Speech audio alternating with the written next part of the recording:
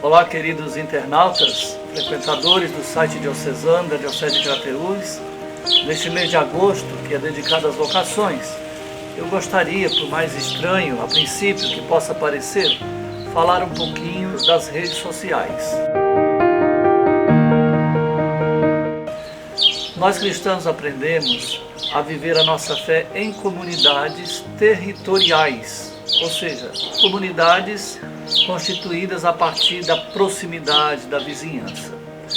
Mas hoje, com o alcance dos meios de comunicação, o acesso às viagens por terra, pelo mar, pelo ar, e também com o advento das novas tecnologias, mudam por completo aquilo que nós chamamos de mobilidade.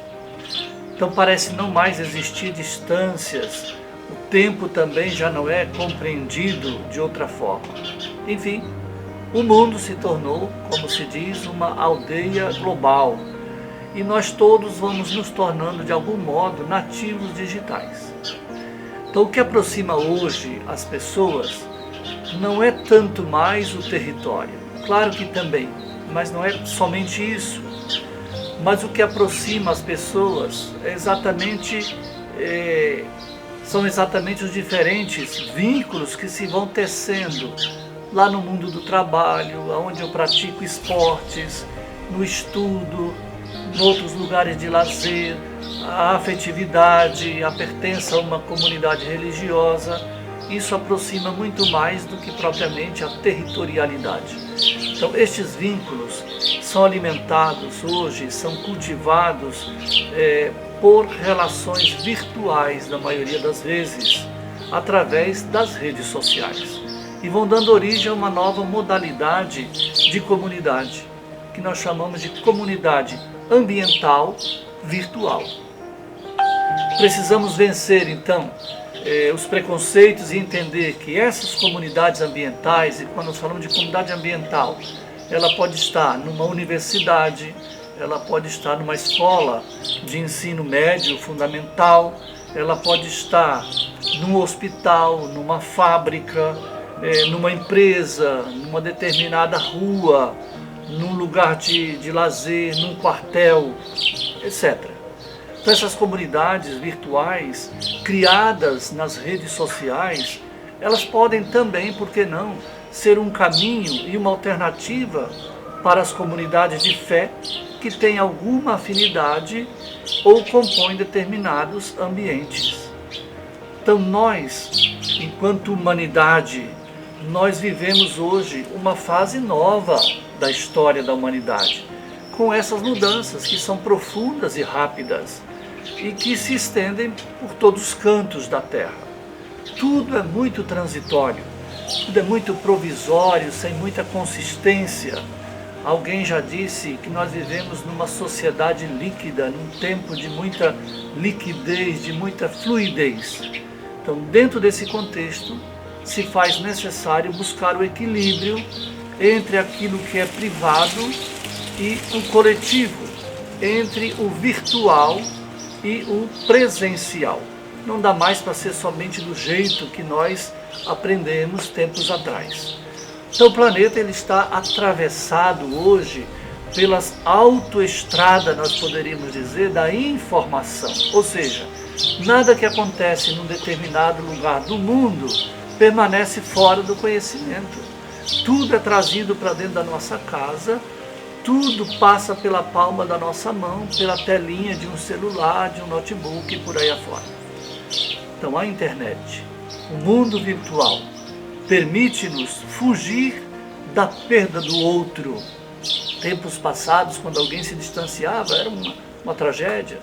Hoje, através do mundo virtual da internet, as pessoas de algum modo continuam próximas de nós. Então, nós conseguimos fugir dessa sensação de perda do outro, do medo que temos de perder as relações, porque elas podem ser alimentadas pelas redes sociais, pelo virtual. Só que tem um detalhe. Esquecemos que nascemos em comunidade. Como assim? Ninguém nasce virtualmente. O nosso existir, ele nasce de um encontro. A comunidade e o outro são anteriores a nós. Sem o outro nós não estaríamos aqui. Então viver no mundo virtual, tomar parte nele, não exclui o mundo presencial, de jeito nenhum. Então é preciso reconhecer que a vida, ela é vida se for desenvolvida junto aos outros e com os outros, em comum unidade. Daí a palavra comunidade. Então o instrumento tecnológico, ele não substitui a outra pessoa, mesmo nos aproximando e tendo todo esse bem que nós falamos, mas não substitui.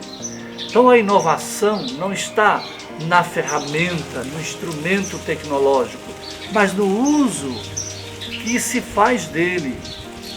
E dependendo desse uso, nos possibilita então que os interessados se encontrem, ou que possam realizar a sua busca mais profunda através de formação de grupos de interesse e de compartilhamento dessas mesmas experiências e interesses comuns. Mas a comunidade ambiental precisa da comunidade presencial, ainda que não esteja ligada a território, mas precisa desse sentimento de pertença, em função desses vínculos de interesses afins com colegas de estudo, amigos de trabalho, relações de igualdade social, racial, que facilitam de algum modo a integração na comunidade. Ou seja, a comunidade virtual deve levar a comunidade presencial em algum momento, não pode substituí-la. Então, a presença da rede, repito, não exclui a necessidade do encontro pessoal. Pelo contrário, essas experiências se enriquecem mutuamente e se fortalecem. Pois é, eu fico pensando, o que teria acontecido à igreja ou às igrejas nos tempos de isolamento social por causa da pandemia do novo coronavírus, se não existissem as redes sociais? Você já se perguntou isso? Que assistência e motivações, que possibilidade de partilha de tantas atividades pastorais nas famílias nós teríamos feito chegar à igreja doméstica sem as redes sociais? Então, bendito o bom uso das redes sociais. E aqui quero dizer, bendito os jovens expertos nas redes sociais, que tanto nos ajudaram e nos ajudam a comunicar nesse tempo de pandemia de coronavírus.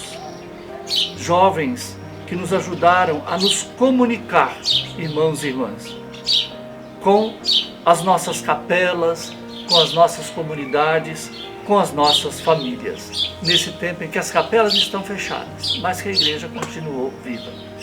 Então, precisamos pensar mais nisso, preparar presbíteros, padres, leigos, religiosos, religiosas, para acompanhar estas comunidades ambientais, reconhecendo a sua importância e a sua validade e, ao mesmo tempo, integrando essas comunidades virtuais a uma paróquia que, entre outras comunidades, poderá também ter estas, por que não?